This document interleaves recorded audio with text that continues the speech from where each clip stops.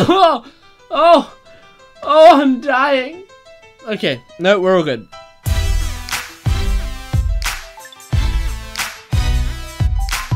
Hello everyone, welcome to Gent Plays, and here today, right now, I'm going to be talking to you guys about a topic that I thought about recently, and I'll go into why I thought about it and what my thoughts are in a second. But just to give a rundown, basically I'm going to be going over why why people watch gaming YouTubers. Now you may be watching this and going, well, I'm watching a gaming YouTuber right now, so why do I care? But this is more because I think it's an interesting topic, and I think it's something that people ask it all the time, especially like people who are like slightly older, people from a different generation. They don't quite understand. I don't even need this headset on. They don't quite understand why people would just sit down and watch someone playing a game. I decided to think about it for a bit and give my thoughts on the situation. So if you have someone who is like, why are you watching that? Why are you watching someone else play a game? Can't you just play the game yourself? Why go on YouTube just to watch someone else have fun? Because it is a lot more complex than that, and I'm going to give my reasons and why I think it actually is so popular and why I think I do it, as well as a lot of you guys do it as well. Pretty much all of you guys. If you're watching this video, you probably do it unless you're being shown. It doesn't matter. Okay. Anyway, we're moving on. So, a little bit of backstory. I thought about this. I've thought about this a lot in the past, but I thought about it specifically recently when I was watching a video from Jacksepticeye. Now, I don't normally watch Jacksepticeye. I'd pretty much never watched a full video of his before that. I'd watched like half videos and stuff. But anyway, so I just finished this game. It's called The Beginner's Guide, and it's a game about sort of game development and about mental health, and it's a very important, very well-made, interesting game. So I was watching it, and I played it first. And I thought it was really interesting, and I wanted to watch someone play it because I wanted to see what someone else got out of it. And I looked up the game, and I couldn't find anyone notable who was playing it except for Jacksepticeye. And he did an hour and a half long video, which is the length of the game. And so I decided to just sit and watch him play it for an hour and a half. And in that video, some of the topics that he touched upon were very interesting to me and very relatable to me, and I came out respecting Jacksepticeye a lot more than I did going in. Not to say I didn't respect Jacksepticeye going in, but I didn't know enough about him. But coming out of it, I felt like him and I share a lot of sort of ideas, and him and I share a lot of experiences, even though he experienced it on a grander scale, being a much bigger YouTuber. So anyway, I thought about it, and I thought, this is why I watch YouTubers like this. This is exactly why I watch it. And then I thought that other people might not know why they watch it, or they might get into an argument with a parent or something, where the parent is saying they're just lazy and why watch this sort of stuff. And so you guys can just show your parents this, or maybe just listen to me and reiterate the points to them. But anyway, so here's my first reason. The first and most obvious one, but also the less common one. This doesn't happen as often, but the instinct to get better at a game by watching other people. This was the original reason that people would watch gameplays. The very first reason. You would watch someone who's much better than you at the game to try to see how they do it. Because if someone could tell you how to play a game, and that's something, but if they show you how to play a game, that's something completely different. So that was the original thing, was people doing tutorials on how to get better at Doom or Pong, you know. That was some of the earliest stuff. People showing you how to get better. But that isn't what really stuck around. It still exists. People still watch stuff like esports, which is a sport like sports, but in video games. And like, a lot of people watch that to get better. A lot of people watch it because it's like a sport where you just enjoy the competitive cheering on fan aspect of it. But yeah, there are many different reasons in that area. But that was that was sort of the origin, in my opinion. But the biggest reason that people often watch Let's Plays, and especially Let's Plays on like story-driven games, games that tell you something, games that show you something that surprise the person playing it, even horror games. Horror games is a great example as well. And this reason is because of shared experience. We as humans enjoy other humans enjoying things. It's just something in our brains. And so it's like if you watch a movie. Let's say you watch the greatest movie of all time. For me, that would be the movie Whiplash or La La Land. For some of you, that might be Inside Out, or Citizen Kane, or Shawshank Redemption, or Finding Nemo, something like that. You watch the greatest movie you've ever seen in your life. I don't know how many of you guys feel this way, but I feel this way. As soon as I see it, and I finish watching it, I think to myself, who can I show that movie to who wouldn't have seen it? Because I want someone else to get that experience, and I want to be with them when they're having that experience, because that experience for me was incredible. And so normally I'll show my family, and so my family will all sit down on the couch, and I'll put on the movie. What? Okay, it's focusing on my mic. Thanks. No, I'll sit up a bit. So I put on the movie. We all sit down, and I share the experience of them watching it for the first time. That is an incredible feeling to me. And I think that's sort of the same reason some people watch Let's Plays. That's one of the reasons I watch Let's Plays, because I like sharing that experience with someone. I like you watching the video, or you playing the game, sorry. I want to watch you play the game, because if you get shocked by something, I want to see your genuine face when you're shocked by it. Same with people who like watching horror game stuff. I don't like watching horror game videos much, but I understand the appeal. You want to get up to the scare, and you want to see that person go, ah! And then you'll be like, okay, that was cool, that was worth watching. And it's the same reason, again, that people like watching reaction videos. So I don't like when people are like, I can't believe you just watched someone watching a video. That's so dumb. You're so dumb. I hate that, because I do watch my fair share of reaction videos. And the reason I like it so much is because I love just sharing that experience. I love watching people see something that I love for the first time.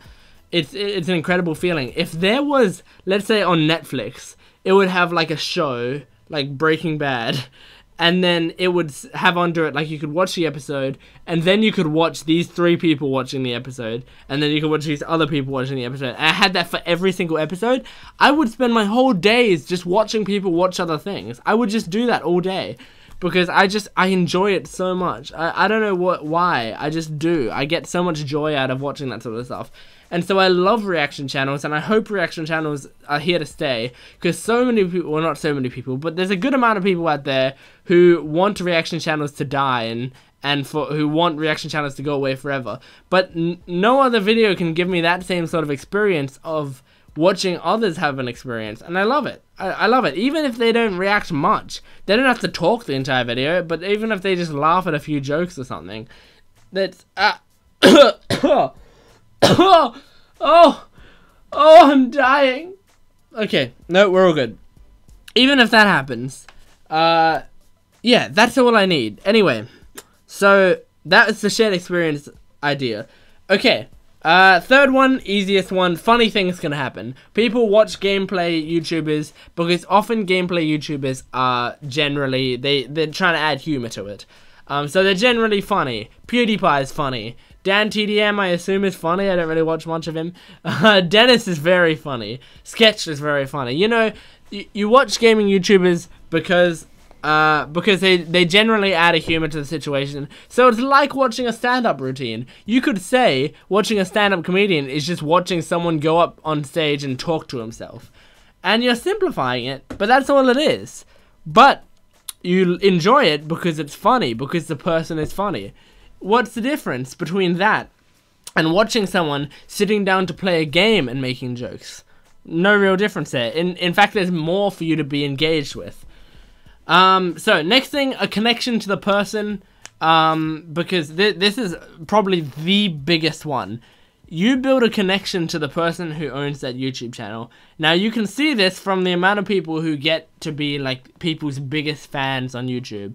But YouTubers these days have become celebrities, like proper public interest celebrities. I'm not saying I'm a celebrity, but I am on famousbirthdays.com. But no, I'm not necessarily a celebrity, but I would count people like PewDiePie as a celebrity. I would even count Dennis as a celebrity, honestly. With 2 million people, I think if you get over maybe 1 million subscribers, I think that's celebrity status. Not maybe not A-list celebrity, but still celebrity. And so if you watch so much of a person, you start to build a connection to them, and you watch them do like almost anything at that point. You just want to, because you sort of want to be their friend. It's sort of like actors in movies. You know, people will see Tom Cruise.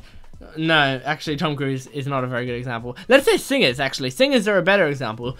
Let's say you listen to an Ariana Grande album, right? And you love it. And then you just watch interviews with her. And every interview that comes out, you watch with her. Every time she does a photo shoot, you look at the photo shoot. You follow her on Twitter. You do all that sort of stuff.